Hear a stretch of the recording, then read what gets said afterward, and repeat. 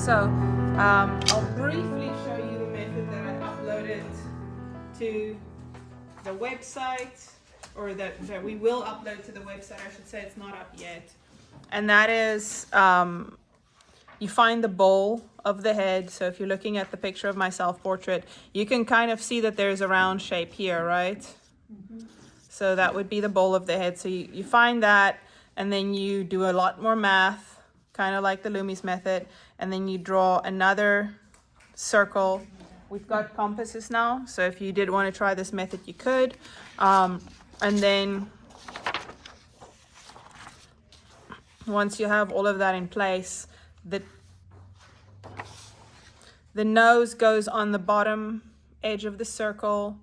The chin is in the middle fifth. The lips go on this line.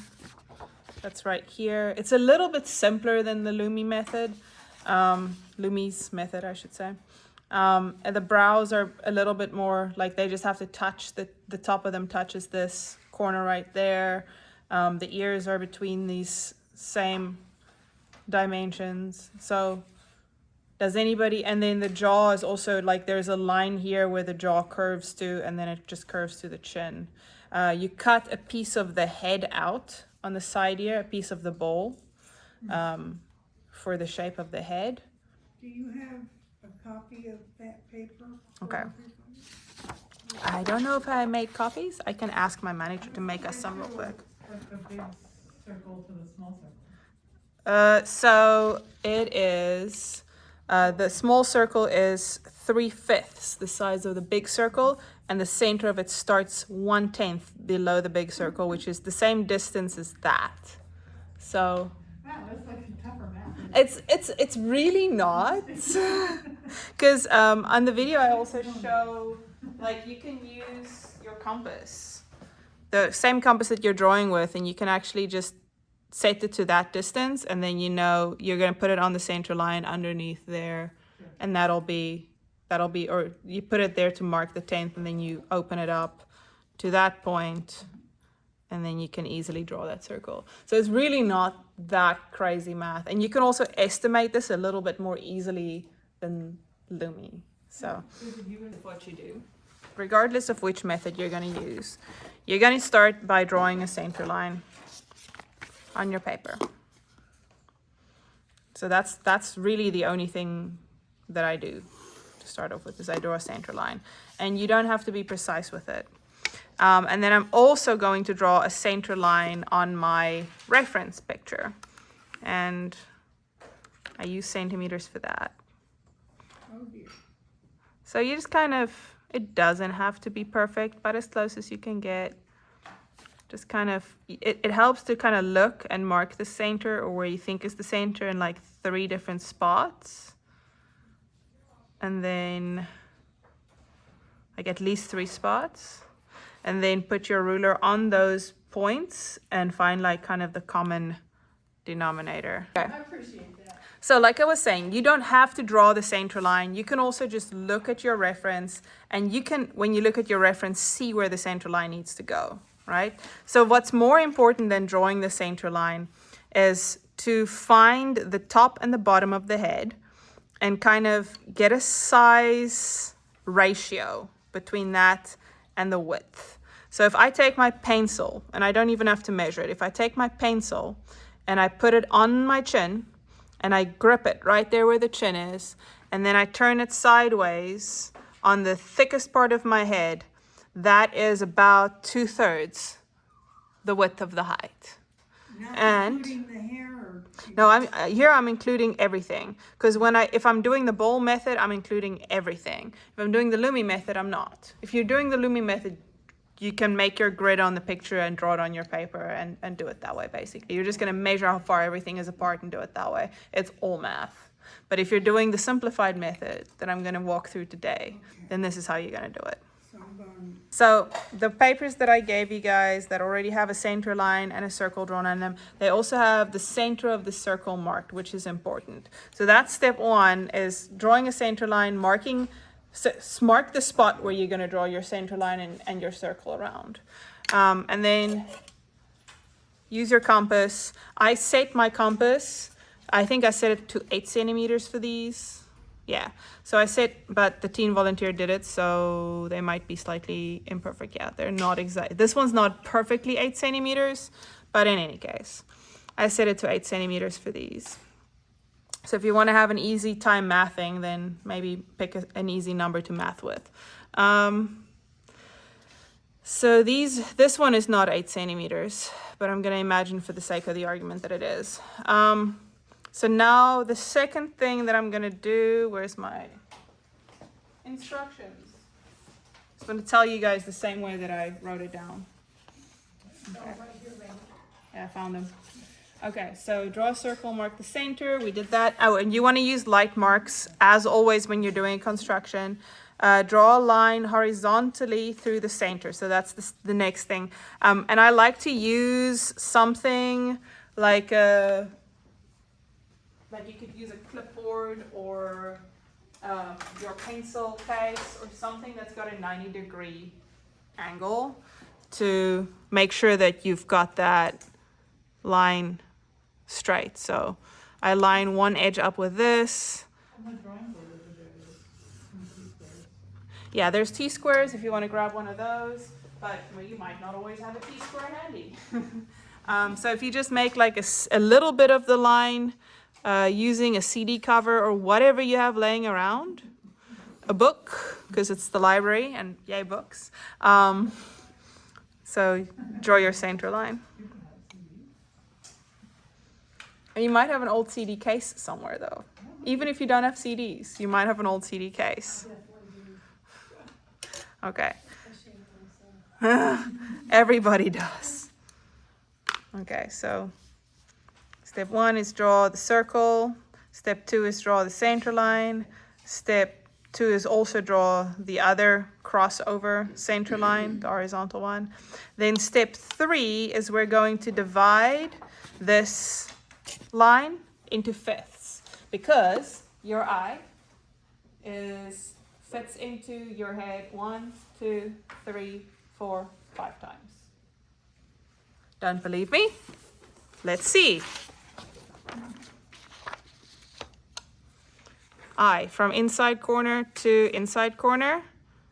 So with the ear, 1, 2, 3, 4, 5. And keep in mind, camera has lens compression, so it looks like the face is a little bit squished. If you look at a face in real life, which is kind of why I want us to do life drawing so badly, it does work perfectly. So once you've done that, you're going to divide this into fifths. So since mine is not 16 millimeters, but 155 millimeters. I'm going to need a calculator for that. Oh no, 155 divided by 5 is actually easy. It's 11, it's 20, it's 32 millimeters. So 32 millimeters. And then We're dividing the face. it's supposed to be 8 centimeters, but a teen volunteer did it, so measure it. Would you like a ruler? Get a nice clean visible.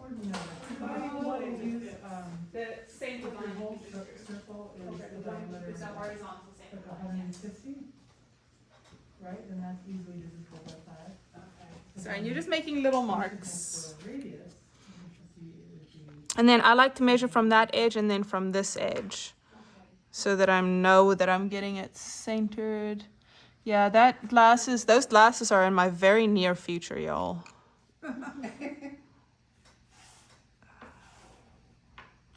Because I can't see this far and I can't stick my head in between. Side, and you reach a point where you don't need them, Oh yeah? and then you Because need you- them. Then you need. So you can also, if you want to eyeball this, you want to go, I think that's about a fifth. You can also use your actual compass to go, I think that's about a fifth. And then make your mark and then check it and make your mark and then check it. So obviously my measurements are off because I can't see properly. But in any case.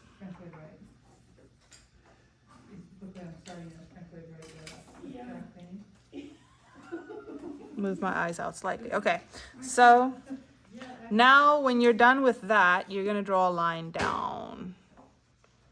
Down where? So you basically want to kind of, so you want to make sure, so I like to use my compass and just kind of make another couple of marks like that, just to make sure that I'm not, that I'm staying parallel to my center line. And then make another mark there. And you don't have to use drawing tools for this, but you can. So you can also just look with your eyes and go, okay, that and that is about the same distance, so this is probably parallel enough. Make a light mark, drawing a line down through those marks. Don't go too hard though, because you want to be able to erase all of these marks later without leaving indentations in your paper.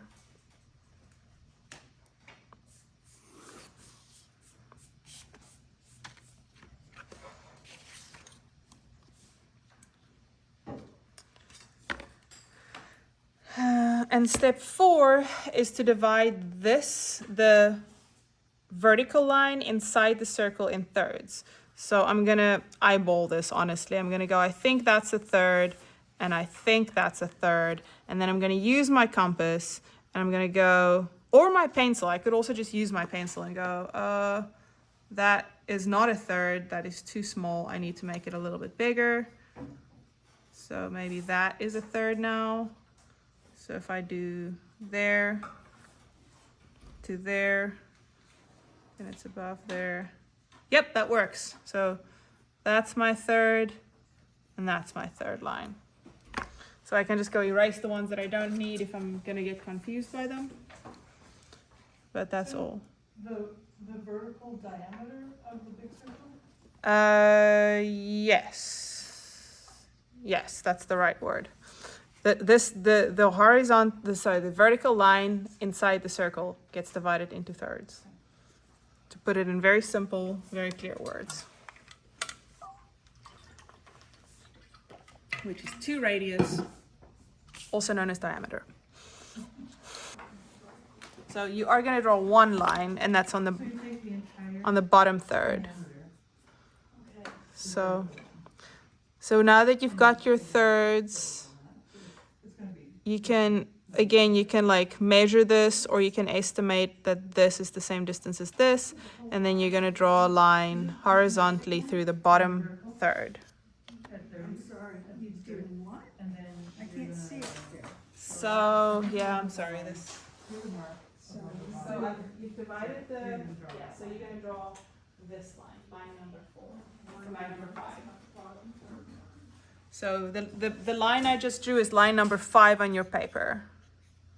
So this is your center horizontal line. So right below that, on that third, you're going to draw a line horizontally through. Question?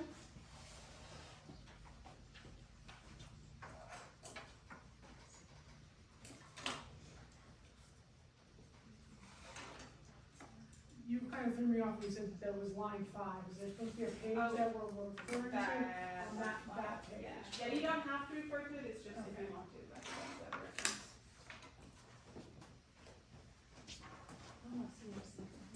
So it's just the bottom one, we're not drawing? Yeah, we don't need to do the top one. The top one marks the brows, so you can, but you don't have to. Or sorry, not the top one doesn't mark the brows, the top one marks the hair. So you don't have to draw a line, you just want to know where it is. Yes. And that's the second one. Gotcha. Oh, and don't forget to do Okay. verticals once you've got them. Okay, so once you're there, you're gonna measure this distance from the 5th line that's closest to the center line, and you're gonna take that same distance underneath your circle and mark it on the center line, which will be 1/10 of your big circle. You guys look very confused. Yeah, say that again. Okay, so if you look, you divided the center line into fifths, right? Right. So if you take the center fifth, right, the center line cuts that fifth in half. Right. So you know that's a tenth. So you can grab that distance. You can use your compass to grab that distance, or you can use your pencil, and then you can take that distance down here and mark it on the center line below the big circle. So I clearly messed mine up. Yeah. So that's a half an eye distance below the circle. Yes, half an eye distance below the circle. Thank you for simplifying that. That's a great way to say it. So half an eye distance below the big circle. Okay, and then you're going to take your compass and you're going to make it so that the needle is on that point and the tip of your pencil is on the third, or on the outside of the eye. The outside of, So you're opening your compass 1.5 eyes. 1.5. 1.5 eyes. And then you're going to put it on that point that you marked, that's a half an eye below the big circle. And you're going to draw that circle. You don't really need the top of it so much, you just really need the bottom part of it. Yep, Uncle Jeff is dirty. I can see that. Okay, so once you've got all of this down, that's basically your structure of the face. So I'll move this out of the way so you can see how the face actually fits into this. So if you look at this one, the nose goes here between this, in the center fifths, and on top of this bottom of the big circle, right? That's where the nose goes. The eyes go on, usually they're on this line or right above this line that you drew. So not on the center line, but on the 1/3 line that you drew below it is usually where your eyes are going to sit. You're going to have to look at your reference for that though. The chin goes on the center fifths. So if we want to kind of roughly draw in a chin here, because you're going to have to go alter it for the reference. And then you want to look at your reference, right? So I'm going to look at my reference and I'm going to draw the nose, the shape that this reference, the nose of this reference is. I'm also going to see, so I'm going to look, that's the brow, which is there. I know the bottom of the nose is here. If I look at this picture, these corners come up about 1/3 of the way to that brow line, which is here. So this is the whole nose. From the center line of, sorry, not the center line, the bottom 1/3 line of the big circle to the bottom of the big circle, that's the nose, right? Because my eyes go about here. So the eyes go about here. So this is the center line, right? The eyes go below the center line on the other line that you drew. So just roughly drawing your eyes there. Very, very roughly, just so you have an idea of where they go. You're going to tweak them so they look like your reference's eyes in just a second. So you're just drawing basic almond shapes right now. Very lightly. This is getting super primitive. Very primitive. And then you're just very briefly going to show that this is where your nose goes. So maybe you're just going to draw the outsides of the nostrils. If I look at my reference, like I said, the outsides of my nostrils come up kind of high. That's where the 3rd line goes, right? So right between the eyes, there's where this line goes. So if I cut that in 1, 2, there's 1/3 on my picture. So if I cut this in 1/3, my nostrils come up to about there. The edges, the outer edges of my nostrils. Do you understand what I'm saying? No? Okay. Up to the top of the small circle. Almost. The top of the small circle marks about halfway here. Outsides of my nostrils come up about from this distance, right? If I cut this distance in thirds, that's about where the tops of the outsides of my nostrils are. Do you see what I'm saying?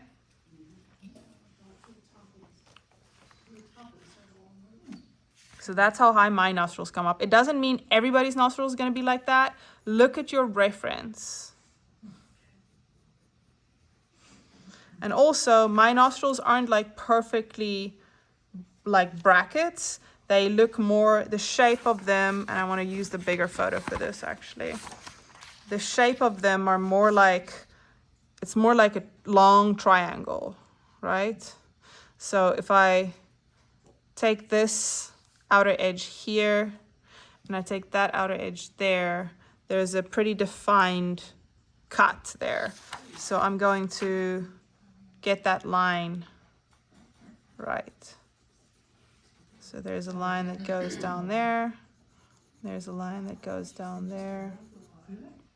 And look at your photo might be different.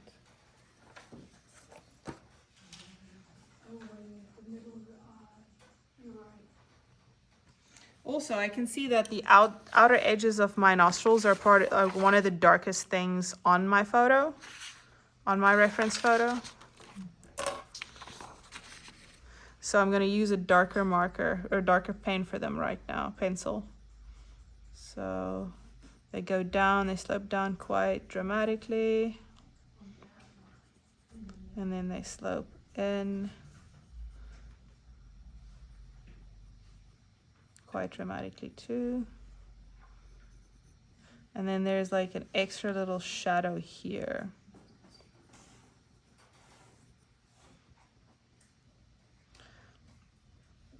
Then I can also see, if I look at my reference, that they like, you can't really see the edges of them down here. You can see a little bit more on the side, but this is just dark. It's just defined by shadow. You can't really see this line either, but you can see that line of the nostrils. So I'm going to draw my nostrils in. If I look at my reference, the one that I drew the center line on, I can see that my nostril is between that line there and there. So if I divide that space into thirds, that's about where my nostril sits. And it doesn't, like, this is just, you can go as detailed with this or as undetailed with this as you want to. So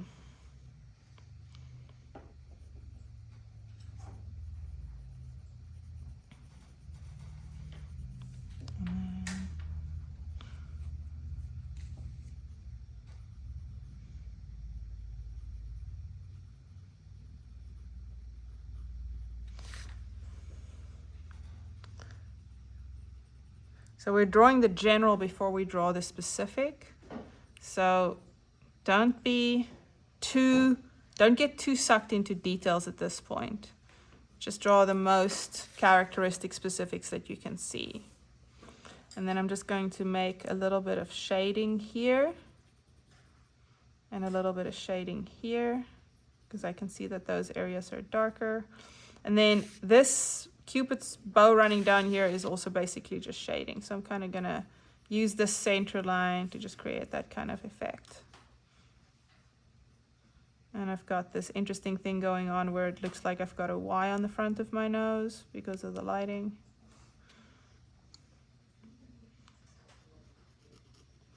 So this is just first draft shading, guys. We're going to brush away most of this, so don't get too pedantic about it.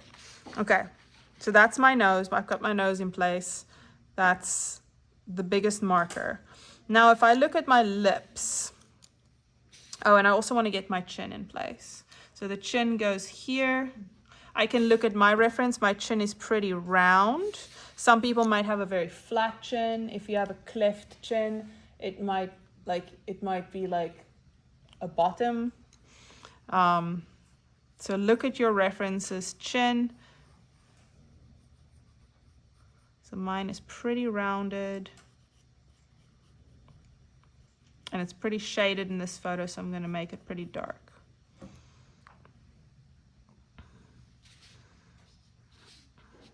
Now I'm going to look at my, okay, so the other thing that I want you to do is remember this third that you drew here at the top earlier that I said not to put a line through? Okay, you're not going to put a line through there, but you're going to follow that line to the edge of your circle and just kind of mark it there. You can put a line, but you don't have to. And then that, if I look at my picture, that whole area there is basically a straight line. From there to there is about a straight line. It actually, on my one, dents in a little bit here. So you're kind of gonna, and it dents in just above my eyes. So that's the brow line. This is the brow line. So the indentation is there just above the brow line on mine. And then it goes up to that third point and it goes down to this third point. If you're drawing from real life, it doesn't look like that. But camera compression does this. Lens compression does this. So look at your reference and see how that line runs on your reference. So if you cut the photo up between the eyes and like the same height as the eyes up. So that's the line I just drew, that side of my head right there. That's what I drew here. Good eye nuts. So now I'm also going to look at where my lips are on my reference. So if I look between my nose and my chin, if I divide that space, I'm actually going to use my ruler for this. You don't have to, but let's say that's 4 centimeters. My center of my lips are at 1.5 centimeters. So, and the bottom of my lip is about at just below 2 centimeters. So I know that if I divide this space in half, my bottom of my lip is slightly below that. And then 1.5 of 4. So if I divide this into quarters and then divide the quarters again, that's where the center of my lips are. Is that what I measured? Just double check. 4. Yeah, that's where the center of my lips are. And then the top of my lips are about the top of that curve, almost touches that other quarter, but not quite. So that's my bottom lip. That's my center of my mouth. And then it's kind of like that. But my Cupid's, my lip shape, if I go back to the one that I've drawn on. So if I look at my center line, and I look at the top of my lip, and then I look at the corner of my lip, that is about half the distance of that. Okay, so that little space is about half the size of that space, if that makes sense. And then I know my mouth corners, and I can check it on my reference photo, are about below my pupils. On my reference photo, they're more like below my irises because lens compression.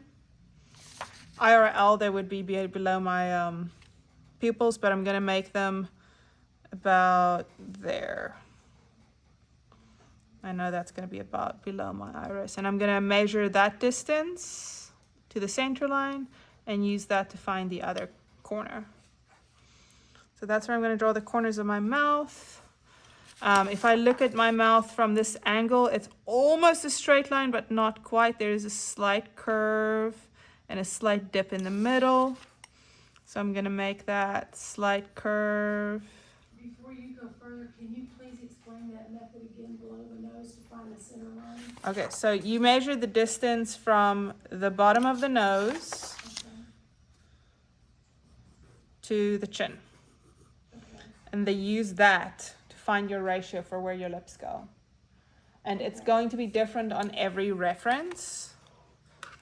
And my basic facial features, this center line that we drew here would mark somewhere on the upper lip, usually about where the divot is, and that seems to correspond to my my lip shape. So that's my corners of my mouth. Sure. That's what I'm here for. That's why you're not learning from a book. Because there's plenty of books on the subject.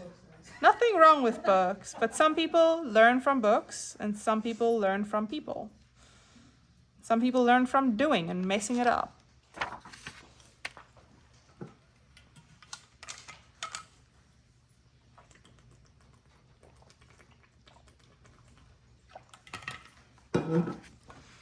And then, so I also noticed on my reference that the corner or the edge of my top lip is not the same as the corner of my mouth. The distance between the corner of my mouth and the edge of my top lip's about the same or slightly more than this distance. So if I say that's about half, that's about a quarter. So that's about where my top lip meets. That's about the upper edge of it. And then if I look at the shape, it's like not quite a straight line, it's slightly curved.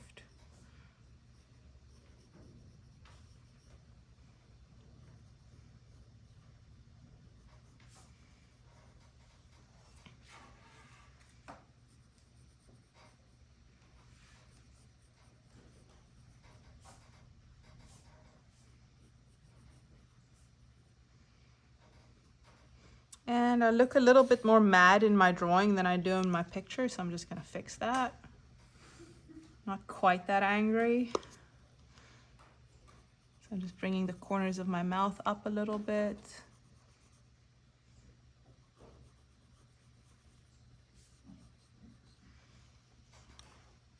And then for the bottom lip, I noticed that there's no line whatsoever.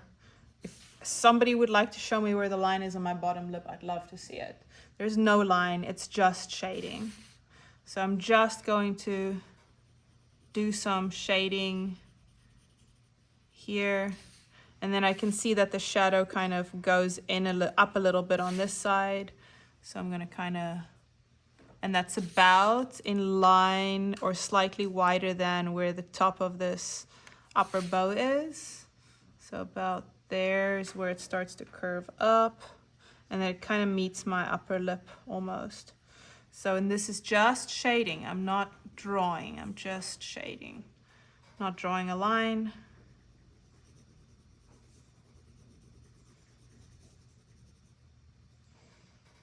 And there's a little bit of shading on the other side, but it's not quite as pronounced. So, and this is very rough. You're not doing a ton of drawing here. You're just kind of roughly getting the outlines. Okay. So now that I'm happy with those proportions and I'm like, yeah, that looks pretty much looks like me. I'm gonna go focus on the eyes. So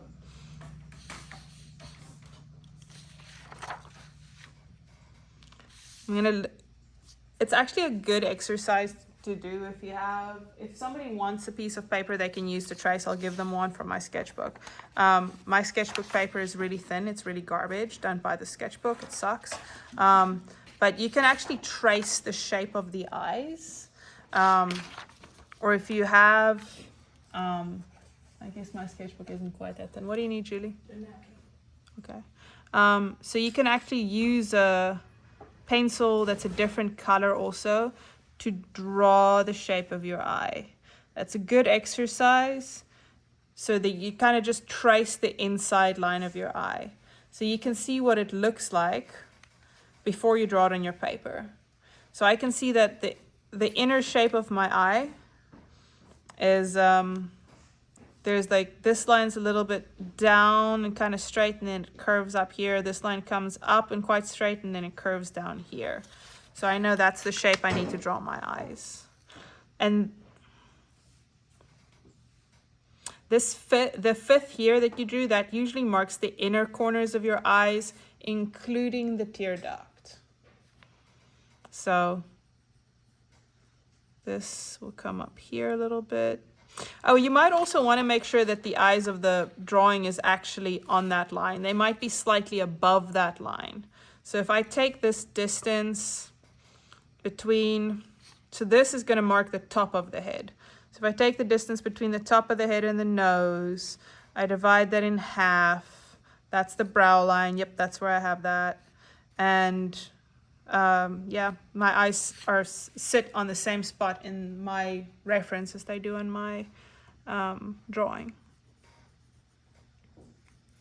So I know it curves. And I can also see if I look at my reference and I put a pencil, or I put a ruler on it, on the eye line, I can see that the inner corners of my eyes are slightly lower than the outer corners of my eyes. So I know I need to draw them. The corners of my eyes on the outside are going to be slightly above that line.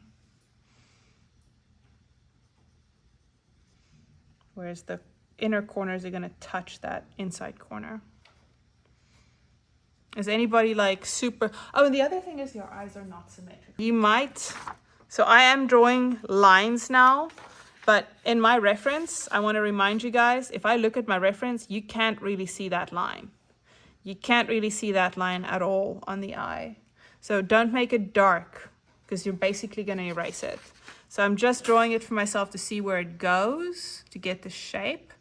And this one is more like, it comes up here, and then it comes flat here, almost flat, a little bit curved. Pretty sure this is a superhero. Huh? Oh, you're drawing a superhero? I think I'm working on a superhero over here. Let me see. It's like one of those helmets. Yeah. It's not like eyes, you know, very slim. Yeah. He looks angry. Well, you're gonna, the eyes are gonna get a lot bigger once you add the shading and the lids and the lashes and Yeah, everything these else. looking human still, because they're just outlined. Yeah. Here's the dome that's really carrying it. So.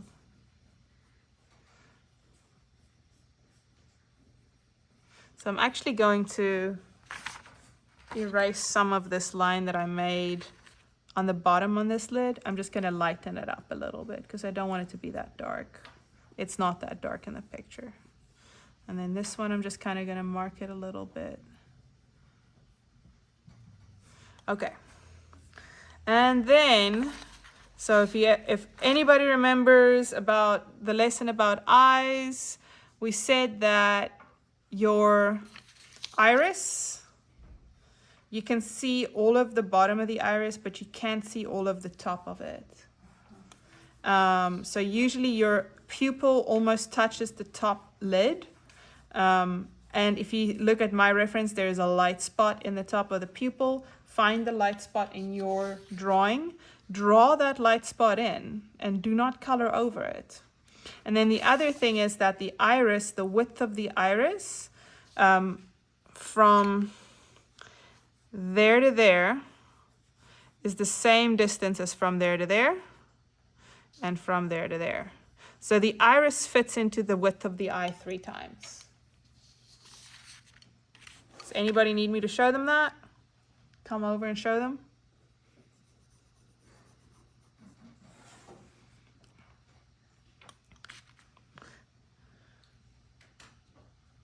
So you kind of draw in your iris. So it's a circle that extends above the top lid.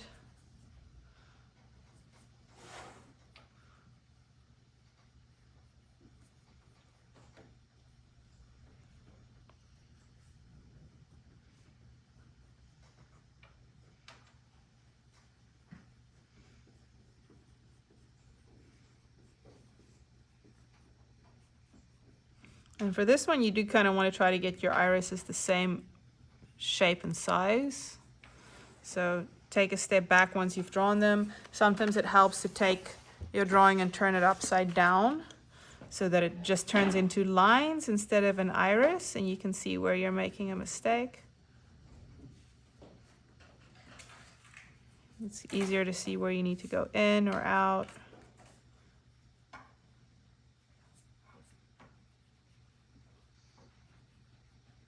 draw much better upside down. A lot of people do because your brain's not trying to control it so much. It's more abstract. And that's actually, I've recommended a book before, I think you weren't here yet, Drawing on the Right Side of the Brain. Somebody just donated a copy to the art closet, so we'll have a free copy of that in the art closet, and we also have it in the library, and that's one of the exercises she recommends to improve your drawing in that book. I have that book, I've been reading it, Yeah? yeah. It's good for a lot of people. I think I am fairly squarely squatted on both sides of my brain. So that's not really a book that's very helpful for me at this point. I'm too analytical. I have a hard time getting in the zone. I'm very comfortable slipping into analytical mode and very comfortable slipping into like la chinois, everything goes mode. So, okay, so then you can actually go ahead and aside from that one little light spot that you created in your drawing, you can actually go shade your irises darker. So I'm gonna mark my little light spot here and here. And you can see that in my reference, I can't see the distinction between my pupil and my irises. So I am just gonna color all of it. Darker, not super dark, because there is a slight distinction. You can't probably see it on the TV. I can see it a little bit here in my picture. So I'm just gonna darken up my irises completely.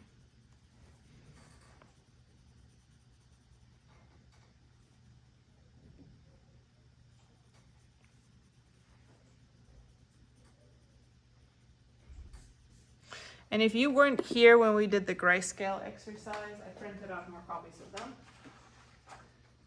I got a copy of it. Yeah, so you can fold this if you want, and then use this against your reference to say, oh, okay, this is that's like 90% gray. The skin there in the middle is about 10%, but the skin up here is a little bit darker. That's about 20%. So it's a good one to see how dark things are and how light things are in your reference photo. Okay. So now that I've got my basic eye shapes in, I want to go get my basic brows in. So the line that we drew here along the center line to mark the outsides of the nose and the outsides of the eye, my brows don't quite touch that line. They're a little bit receded from there. An ideal face, they're supposed to touch that line. But the tops of them are going to be on this center line of the big circle. So wherever the highest point of your brow arch is, that's going to touch this first line that we drew, the center line. So if I look at my reference, the highest point of my arch is on the outside of my iris on that side. So there is where it's going to touch. The highest point of my brow here is about on the corner of this eye. So there is where it's gonna touch. So guess again, my brows are not symmetrical. And then it curves, right? It's not a perfect rainbow shape. It's like it curves up and then straight and then down. So it's kind of like that. Kind of roughly get the shape of it in. And then it kind of goes down here. Oh, I'm off camera. It kind of goes down here on the side, but this is more shading than anything else. But do you see if I actually draw the outline of this eyebrow? Do you see the shape of it? Thanks, lens compression. That's why I prefer to draw from a mirror. So in the shape of this one. And then the outer corner of those eyebrows are usually, if you take a line from the corner of the nose to the inner corner of the eye, the outer corner of the brow is going to touch that same line. Do you see it?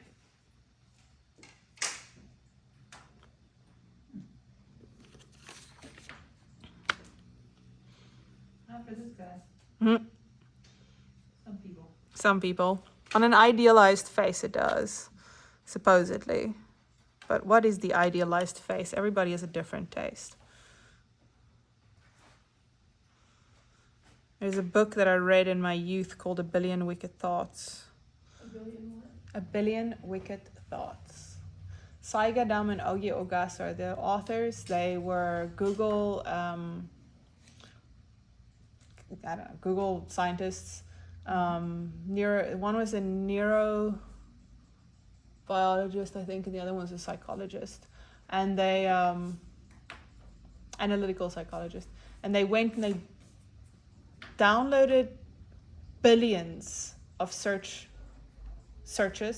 from the Dogpile search engine that just published everything in 2013, and then they analyzed them and classified them by which ones were and which ones weren't related to sexual content. And then they took the ones that they decided were sexual and classified them by what people looked for.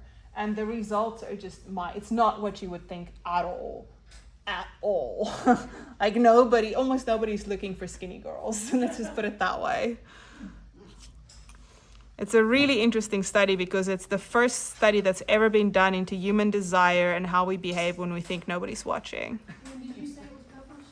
I want to say, it's a 2003 search Dogpile search results that they published. I think it was published in 2011 or 2010 maybe. I think I read it around there. But yeah, it changed completely changed my perspective on what beauty is supposed to be and what is and isn't attractive. Well, the classic artists never used skinny models. Well, sure, that's also the standards of beauty of the time because in a lot of older societies, you didn't want a wife that was skinny that would starve the first time that there was famine. What use is she? Who's going to take care of the kids? Plus, being a little bit overweight was a sign of wealth. Exactly. It sure was, yeah. Exactly, carrying a few extra pounds. And what's that line from Pulp Fiction?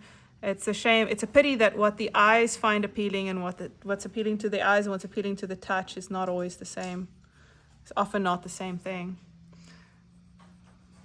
But yeah, that book, I was always very uncomfortable about my weight until I read that book. And I was like, oh. If you look at the fertility goddesses, Oh yeah, Oh, yeah.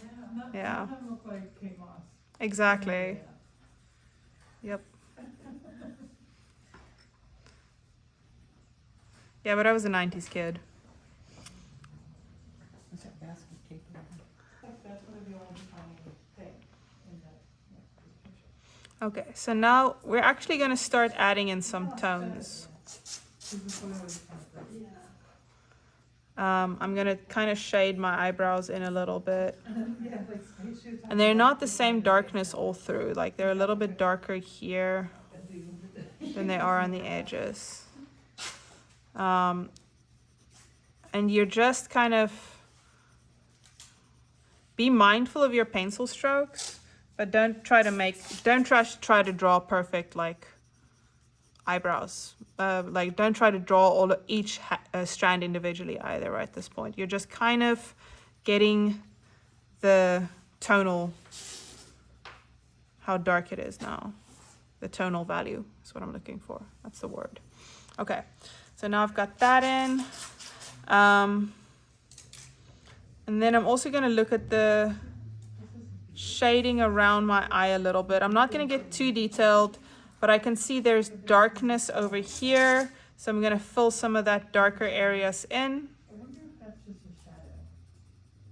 Like from the photograph lighting, like this thing is actually. I don't know, that part confuses me. Cause she looks clean shaven over here. See this right here is this gannett collar. It's this bead, it's passing that. There's a little bit of dark shadow over here at the top where my lid is going to be. There's a little bit of a light shadow going on over here. Okay, I'm just gonna treat that as a shadow. And I know it looks like horrible right now. My pencil strokes look horrible, you're like, what is she doing? That looks terrible. Don't worry, I'm going to show you a trick in a second. So I'm just kind of drawing in some of my shadows, kind of shading in some of my darker areas with the edge of my pencil.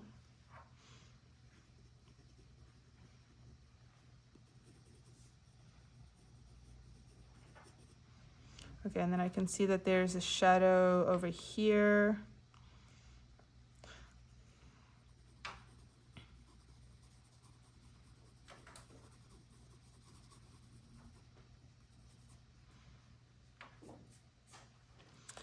Okay, so one more thing I want to do before we get to that is the outside of the jaw. So I drew this line, right, up to my eye. I drew this line at the bottom of my chin. Now the corner of my jaw, it's not really a corner, where my jaw curves is about in line with my mouth. So it's about here where my jaw curves. So I can go draw that curve there, and I can go draw that curve on the other side too. And you can use this circle as a bit of a reference for it. It's usually at least in part on one of the edges of the circle. Then I can see that my chin is quite sharp, so that actually curves quite straight, quite sharply to the edge of my chin. So I'm actually just going to connect those lines lightly at this point. And then this kind of curves out, and then it's almost a straight line to that point. So it curves out a little bit, and then it's a straight line to that point.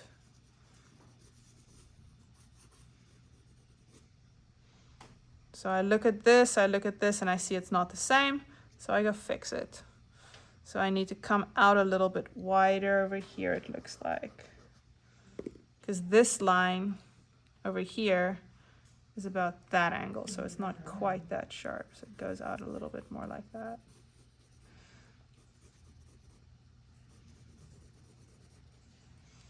And then you can go erase some of these unnecessary lines that you don't need anymore. Go erase the construction lines. Does anybody need me to not erase the lines yet? Are you like, I'm not there yet? I'll wait a little bit. So that's the outside of my face about. You can adjust this a little bit later on with shading. That's about the top of my head is about here, IRL, so my hair is going to be about here. And again, if you're doing this from life drawing, it's going to look different. And then the outside of this jaw comes there. It's not quite that sharp. And then this line runs down at that angle. So that's how we're going to draw it. So I need to come in a little bit with this line, it looks like. So this is where I adapted to what the actual face looks like. I know I have a narrow, long face. I'm going to adapt it to my face.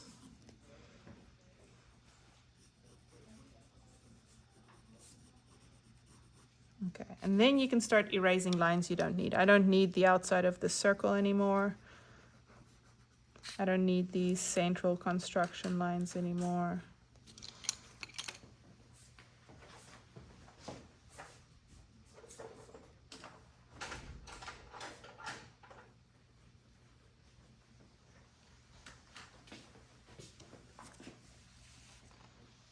I don't need the center line down the nose anymore.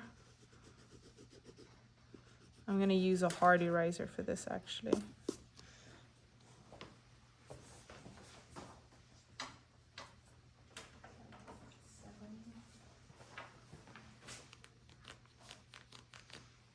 Do you guys want to keep doing this next week, or do you want to start on color next week?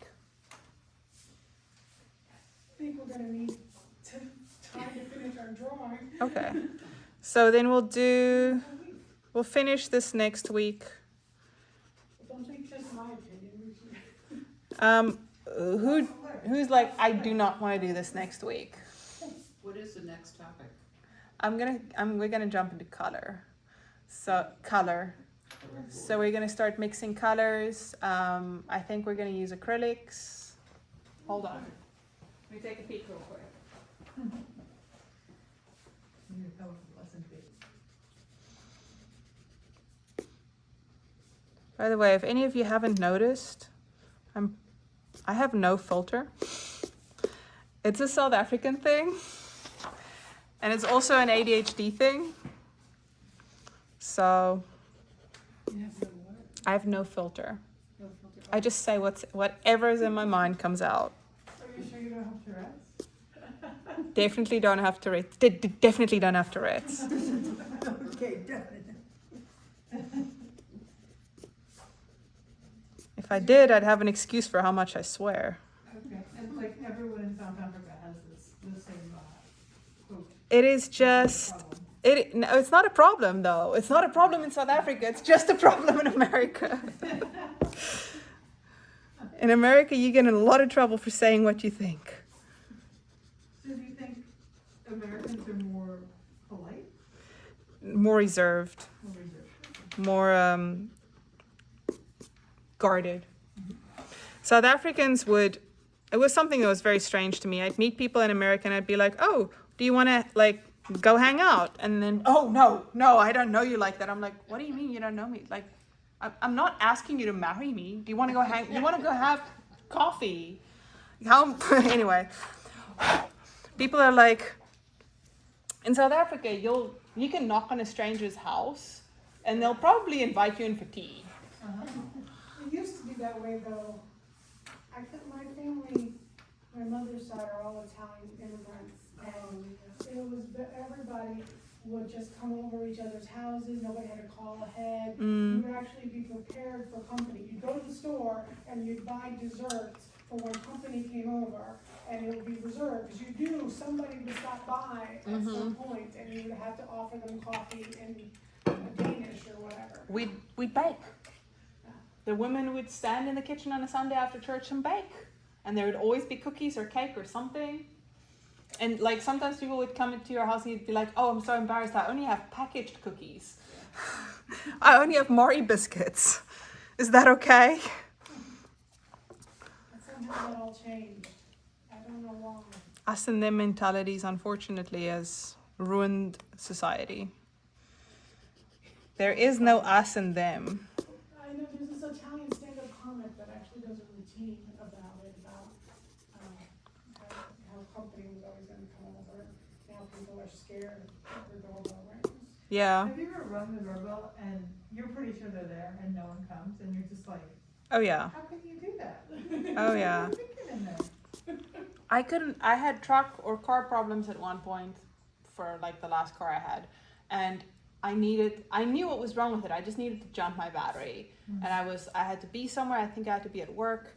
And I was like, I kind of, like, I say hi to my neighbors and stuff. And I started knocking on neighbors' doors to try to get somebody to jump my car. The same exact thing, and no one will come to the door. People are like, "Oh, no, I've got a new car. I can't do that." Like, what do you think's going to happen to your car if you jump my battery? Like, is my car being bad going to infect your car with me? It doesn't work that way. I'm going to suck all of the life out of your car. You may not be able to do it either. But eventually one of my neighbors did come jump my battery for me, because we've done a lot of helping her with stuff. So Has her car started to feel a little? no, it was fine. It was fine. Okay.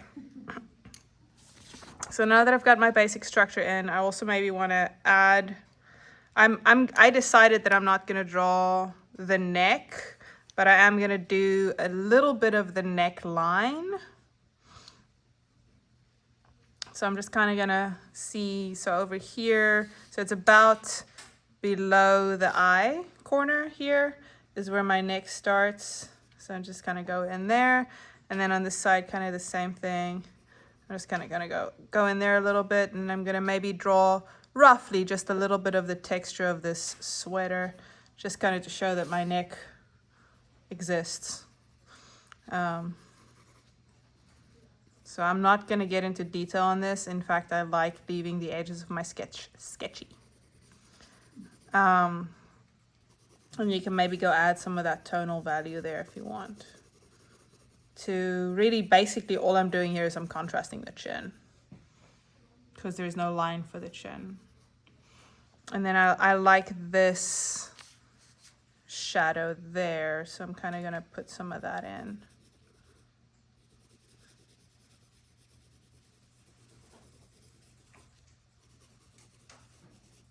And I might draw my necklace later, but okay. Anyway, ears on this picture, they start about there on my nose. And the tops of them come to about my brows. So I'm just kind of going to mark those edges for now. And then I'm just going to roughly draw the outline of my hair. Now, because this is a photo and not real life, my hairline's not going to be in the middle of my forehead. On this photo, my hairline is actually, if I take my nose to my brow, it's a little bit higher than that even, which shows you how much lens compression there is, because if you take it in real life, that's the same distance. So since I'm drawing from the photo, I'm going to see, okay, that distance plus then maybe 1.5. So that distance plus another half. That's about where my hairline is on this picture. And then it sweeps down to about there. So I kind of roughly get that curve right. And then I kind of gonna, so I've got this line here. I'm kind of gonna draw some of the hair in there. And I like to just kind of get some of the basic shapes in place. So there's that, and I know the ear stops there, but there's that curve of hair that kind of goes over it here. So I'm kind of going to put that in place. I'm going to put that headband shape in place.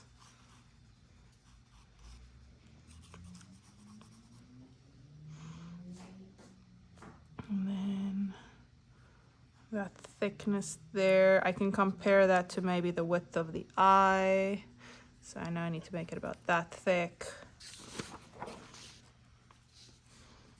And then there's like another poof going on here, because I always have poofs going on.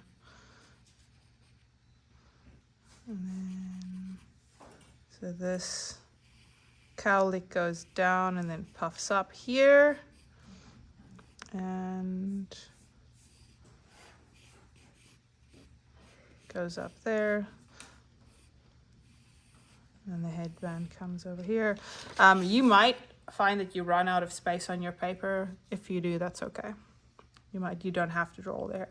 Okay, now I'm gonna go put my ear in place, and all I can see from the front of the ear is this little ridge.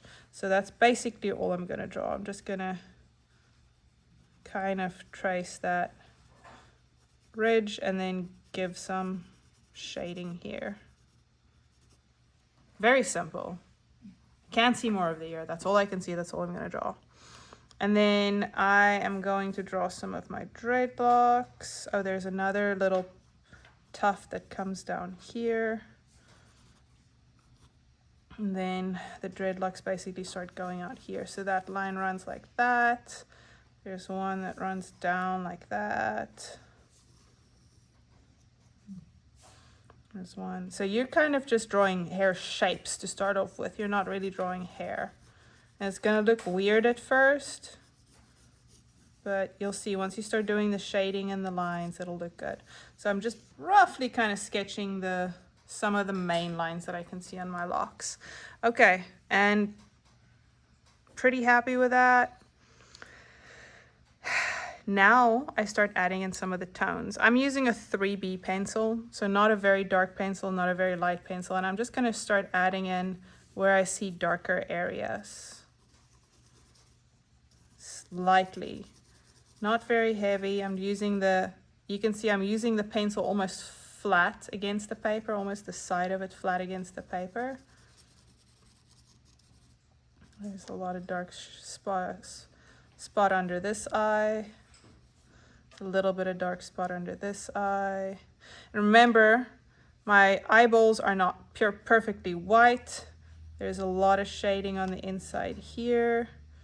A little bit less on this side, but a lot on this side.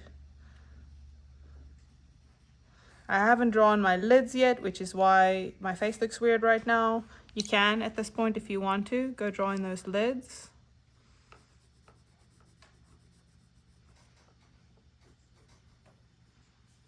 And remember, the corner goes across the bottom one here. So I'm just drawing the fold of that lid. I'm going to draw the corner down here on this side. And I'm going to mark that upper lid line a little bit darker because it looks more dark in my picture.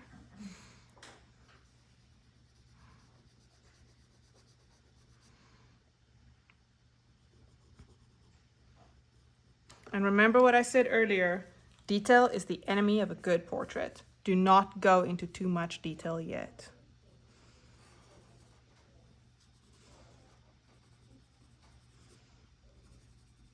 And this is also your opportunity to fix some of the proportions if you see that they're wrong.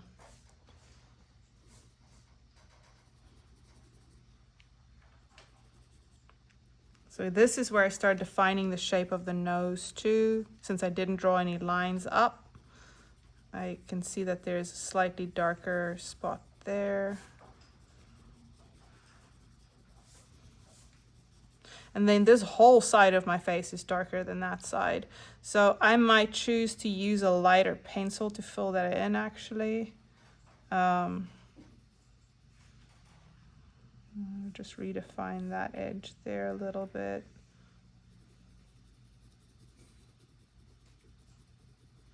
Oh, and my entire upper lip is darker too.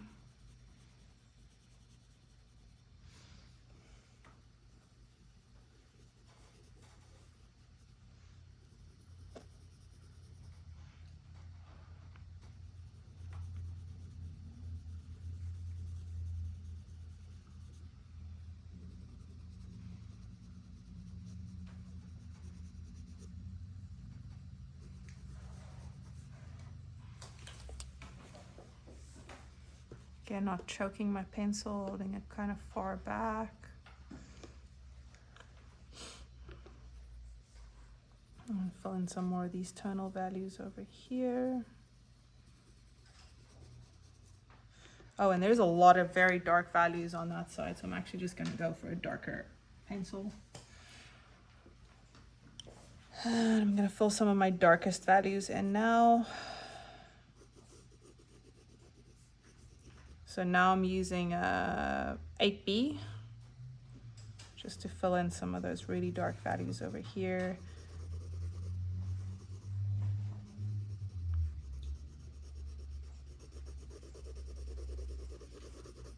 Do you see how I haven't drawn any detail so far? And it already looks like a face. Okay? The most important thing when you're drawing a portrait is not detail. When you're drawing anything, in my opinion, but a portrait especially, is not to draw detail, but to draw shape. And you draw shape by drawing tone. So two reasons why I hold my pencil far back. One is because I feel like I have more control. The other is so that I'm not smudging what I've drawn over here. But if that's a concern, you can also put a smaller piece of paper underneath your hand. So some of the darker values here.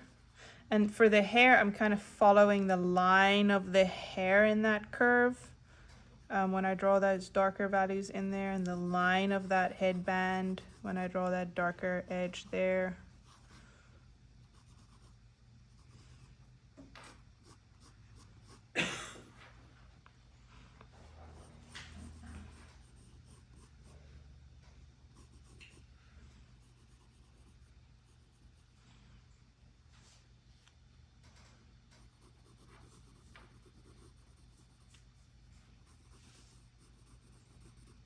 that little spot right there.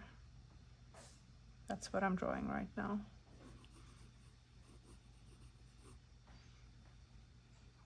And there's this light area running up here. So I'm not gonna mess with that too much. I'm just gonna give some of these darker areas in here.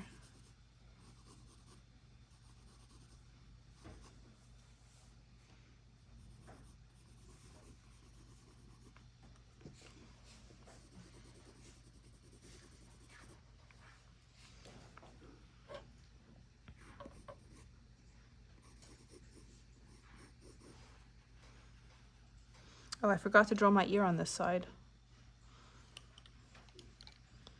So I'm gonna go, there's not much of it though, but You're not going for a Vincent Van Gogh? I'm not that crazy. Not quite. Although if you ask my husband, he might disagree. Well, it's not uncommon. Yeah, it's kind of his job. Yeah, that's right, that's right.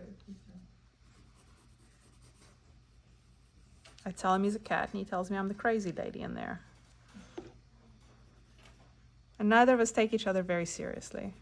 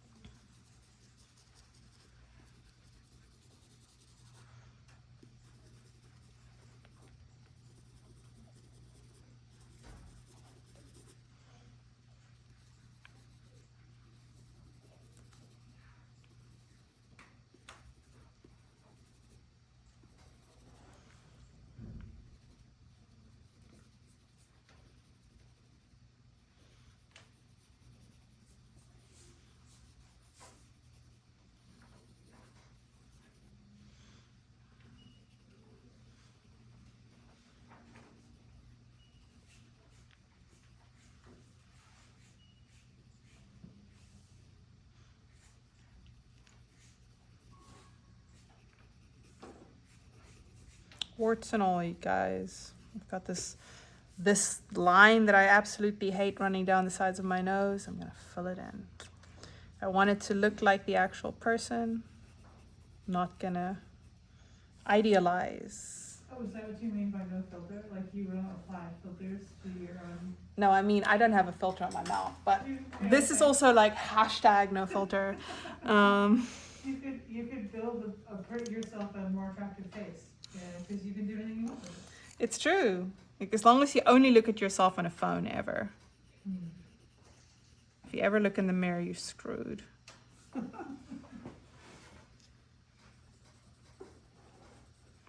Just fill your house with tablets instead of mirrors and set them all to like the beauty filter at all times. Soon soon that will be reality. Yeah, exactly.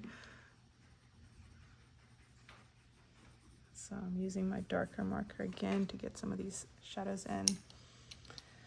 Darker pencil, that's not a marker, Sarah. Okay, and then I'm going to use my light pencil to get some of that shading in, and I'm just going to be very rough about it, because who knows what happens next? Who can guess what I'm gonna make you do? You mean in this portrait? What the next step of our drawing process is gonna be. Oh, you're gonna put some color on it. I'm gonna force you to take that brush and erase all of those pretty lines that you just did. The people who've been coming know what's about to happen. So all that detail I just created, I take this brush and I'm gonna smudge it away. All of it. Starting from the lightest area and working my way up to the darker areas. Because you're gonna take some of that darker pigment with you when you go to the lighter areas, so you don't want to start from dark to light. Somehow I have glitter on my page. I'm offended by that. It's like herpes, once you catch it. Yep.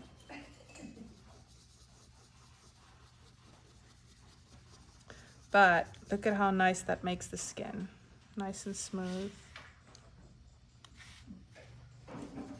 And that gives you a base. So this is kind of a little bit like the reductive drawing technique at this point, because you're gonna be able to erase things after this that are lighter. So you're gonna be able to lift some areas out to help you create that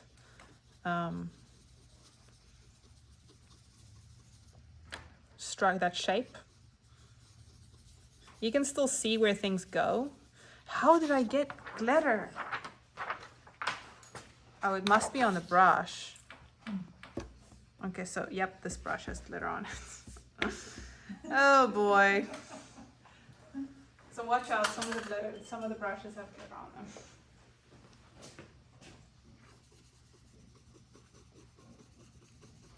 And you literally can cover everything in this mid-tone gray that you've got going on. Oh, I need some more dark pigment in some places here. The top edge there is pretty dark. Bottom edge there is pretty dark. Inside here is pretty dark. I'm just gonna ignore the fact that I'm wearing earrings in the picture, and I'm just not gonna draw them. Or I'm gonna draw them last, I'll decide later. For a lot of these locks, I'm just gonna suggest them. I might not even draw them.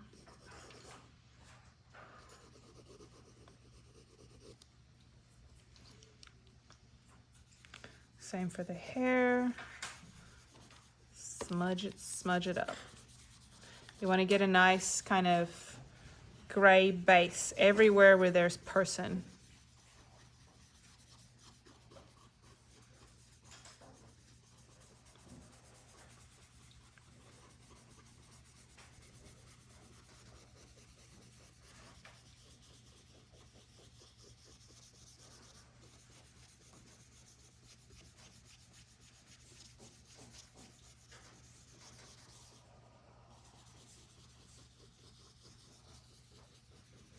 You might still be able to see some of your lines and some of your pencil strokes. That's okay. It adds character. It makes it clear that this is not a picture or a photograph. It's a drawing. Now you've made this mess. Now you'll clean it up again. Now you can take your fine eraser and you can start adding a little bit more detail in. How much time do we have left? Okay, we have 7 minutes left.